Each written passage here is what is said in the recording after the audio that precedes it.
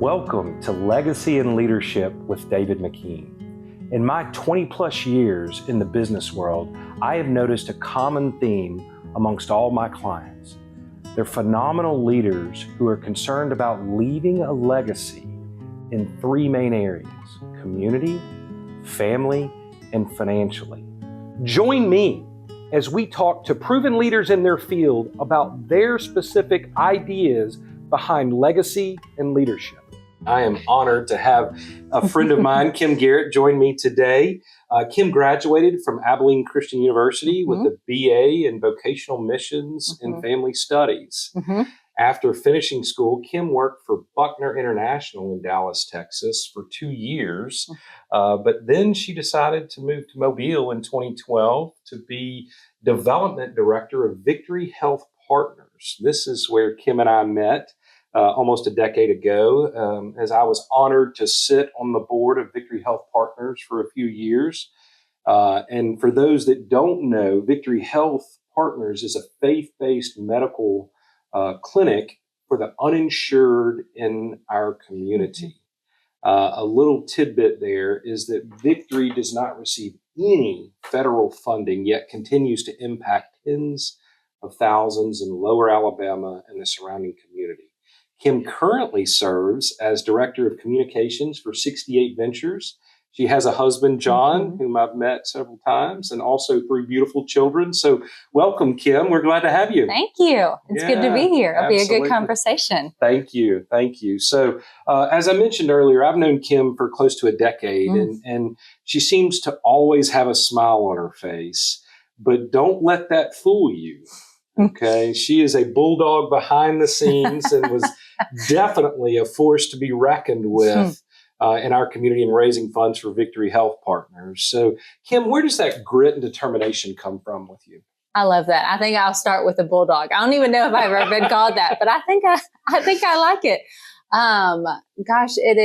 It comes from really the why and the who. So the why, knowing that I was called to be there, that it was a purpose that I was there.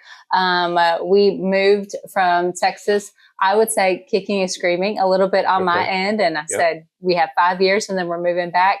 But we've been here. I was at the clinic for about 14 years and was blessed every single day of it. So knowing the why of the mission of providing not just excellent healthcare, but sharing the love of Jesus, sharing the love with others, seeing people where they were, that they were the most important person, and care for them. And not just for the person, but then for the whole community that came around. I mean, it was just such a beautiful reflection of a community caring for a community. And then the who for the patients, to look patients in the eyes and to hear their stories, to hear their testimonies.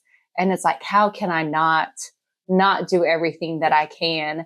And it was never a burden. It was never in those long days where it did feel like there's a lot going on. There's a lot of needs where you kind of feel like, oh, this is heavy, but it was never too heavy.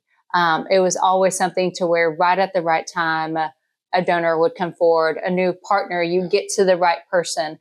But you always, at the end of the day, you saw that person, you saw the patient, and you saw them as a mother, as a friend, as, how I would want one of my loved ones to be treated. But then also it was a calling. It's like, this is what we are supposed to do.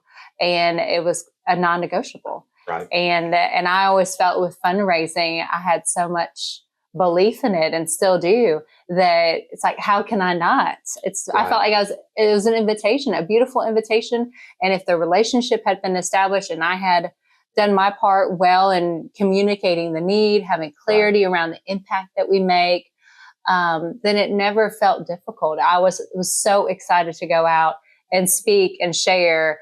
And it was just a gift. It never felt like work. It just felt like an opportunity that I get to just live out what I was created for in that season. I love that. So many people, their why and who is centered very selfishly. It's centered around them. What shaped your why and who being more outward focused? I think a lot of opportunities that I was blessed with growing up. So grew up never lacking really anything, was blessed in that regard. But throughout high school and college, I was a vocational missions and social work major. But those formative years, I had the opportunity to go travel abroad and work in Guatemala several summers, work in Ukraine, worked up in New York, which, for a Texan, that might as well have been, international trip, but really had my perspective opened up. And knew that I had to be a part of something purpose driven. I had to be a part of something bigger than myself, because if I'm just doing for me and to get the next title or to get the next thing, it's never enough. But just those moments where you are a part of something that you're called to, that's purpose driven, that's mission aligned, and you get to come alongside a testimony or to be able to be a part of someone's life, I always felt so much more impacted. And also when you serve others, you see how grateful and thankful they are. And you see, you're like, well, by the world standards, like, what do you have to be grateful for? I remember I was volunteering with one organization that goes down and comes alongside the community of folks who are experiencing homelessness downtown. And one man, he was literally in a wheelchair. He was an amputee, he was a veteran, just had the stuff that he could put on his wheelchair. And he said, but I lack nothing. Like, thank you for being here. Like, he was just grateful for presence. He said, it's not raining. It's a great day. It's like, oh my gosh. Wow. Like, he lacks nothing. Yeah, that's so it's perspective. And, when you think about, the word legacy and all those things, at the end of my life, it's not going to be about acquiring things or others, but it's going to be about the moments. And also, it's going to be within the lives of other people that they, I love that. Hopefully you have impacted them and that it will carry on within their lives. So it's not so much about you. It's like, gosh, if I'm just doing it for my name, or if I'm just doing it for me, it's going to end with me. And that is so sad. Like, why are you even doing that? It has to carry on through my family, for those who I interact with. And you just never know. It could be, you're friendly to the girl you get your coffee from.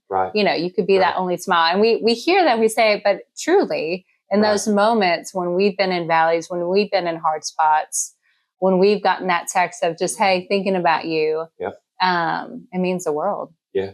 Absolutely. Well, kudos to your parents for encouraging you in that way and putting you in those environments where you can be shaped and molded outside of your comfort zone. I know your children are younger at this stage, but what are you doing at this stage of their lives to instill that legacy and instill those values that were passed on to you? Right. It's hard. Parenting is a great equalizer. Right. It will drive you to your knees. But, I would bring them at my time at Victory as many places that we could. And I would talk about what I did. And when I had the event, Hope for Healing, they would come whenever they could sit for a little bit and could make it through an event. But I tried to bring them along, and anything that we do through church or other opportunities out in community, we talk about it with them. We talk about why it matters. There was that same organization downtown. We took the kids one time Christmas morning. So we'd opened up Christmas presents, and then we went down and we were just there serving food and playing. And, my son was throwing a football, and we were talking with one lady, my daughter and I, and, she had just looking like she had been out on the streets for a little while. And so from the looks perspective, I was like, I wonder how this is going to go. I was like, I wonder what June will say. And at this time, she's about 9 or 10. And we were talking, it's like, well, what did you think about our conversation? Like, what was your takeaway? She goes, Mom, she had the prettiest eyes. Wow. And I was like, that's it. I'm like, thank you, Lord. Like, she saw her, she listened, she, something about seeing her eyes. She saw her as a person, not identified by her clothes, her situation, anything, but, let's see people first. Let's see them first. And I tell you, when I think about the lessons I've learned, thinking about leadership and other things, it's been from those moments. That's what keeps you grounded. That keeps you grounded through the successes, through the failures, you talk about grit, you're like, okay, let's keep going. Yep. Because there's one more person. There's that next patient, that next opportunity, just the next person that's going to come into your life. And it's like, let me see them as a person, because my gracious, like how much did I learn from that man who's sitting there by the world's standards having nothing, but yet he lacked nothing. Well, it reminds me of when I was a young boy.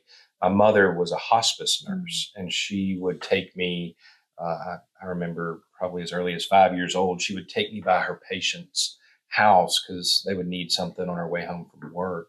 And as a young child, that was, quite honestly, it was uncomfortable, but it taught me to see people as they were, but also how my mother loved them and cared for them, and just ministered to their needs. And that's exactly what you're talking about. And that, for me, transformed so many different aspects of my life. And it's how I try to treat people today, is just see them where they are, see them as people, and love and care for them, despite their problems and issues. That's right. People are people. Everyone has value. Everyone, you can learn something from everybody. Yeah, absolutely. So Kim, I watched you raise money through good and bad economic times and navigating many challenges. How would you handle being told no all the time? And from my perspective, you did it with such grace and endless determination. Can you maybe talk more about that? Well, sometimes it's not yet. So sometimes the no is just a not yet. So trying to keep perspective and solution and taking the no. And sometimes it's just affirmation of, okay, I'm moving in the right direction. Even with a no, that might sound counter, but if you're moving forward, if you are being proactive, if you're not just sitting back, you're going to get a no a time or two. But from a standpoint of something that's so relational with fundraising and development, in any type of, industry too, sales, you're going to get no. So first, if I had done my work and if the relationship had been established, if I knew that whatever I was asking for was in alignment, usually there were not a whole lot of no's. And because also believing in what I did, sharing that, having the right relationship, usually it was just telling the story. It was just telling the testimony, sharing the impact, knowing the person, and also having clarity, communication, transparency, so that they knew when they donated through Kim to Victory or whatever the case may be, that gift was going to make the greatest impact that it could. So it came down to relationship, came down to trust. It's huge. So anytime where I felt like there was going to be a hard ask, usually I'd maybe pump the brakes. Or if I went ahead and did it and I did get that no, I learned from it. I said, okay, I went a little bit too fast. Or they're just aligned for a different season. Sometimes with a lot of grants and foundations, they would switch focus areas, which didn't have anything to do with me. So not attaching that no to, I failed, my identity, my value, keep the no, learn from it, and then keep moving forward. So don't be shackled by it, but use it as a tool to keep moving forward. I love what you said, and you said it several times, whether you realize it or not, the word relationship. How would you advise people, whether they're just starting off in business or they're just starting off in a new field or a new area, a new community? How do you begin to build those relationships? Because quite frankly, if you're the development director, they know that you might be asking for money at some point. How do you do that? You just have to do it. When we moved to Mobile, I was 25, was a baby, knew nobody, and just started showing up. So the consistency, being authentic, being who you are, everyone has an agenda. Everyone is there at different events and other things, representing who they are, what they do, but truly looking at it as a relationship first, because I want to be seen as a person, not just by my title or, from the exterior, but to know me, know what's important to me, And then that way, it's not just transactional. A lot of times when you can feel when it's just a transactional relationship. Definitely. And, sometimes that happens, but truly for those meaningful relationships, especially something that's so missional and purposeful, and really now and in every season, it has to be a relationship. I have to be able to trust you and know that if I'm going to ask you for support, then I want you to trust me. Right. But then also, investing in a business or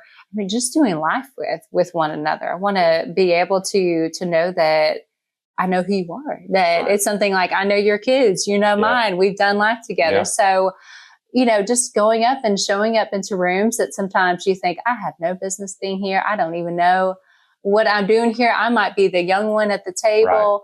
Right. But those are usually the best tables to be at. Yeah. Those are the best tables where you can learn from, that you can be curious about people. Don't ask people just a standard, well, what do you do? It's like, well, what are you excited about?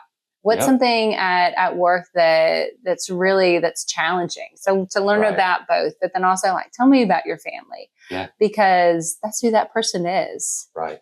So. Right.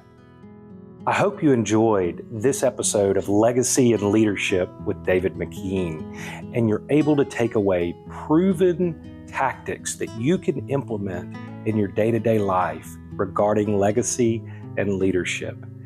If you have questions or ideas for future shows, I'd love to hear from you. You can reach me at 251-648-6461, or you can email me at legacyandleadershipgoal@gmail.com. Thanks so much for joining us.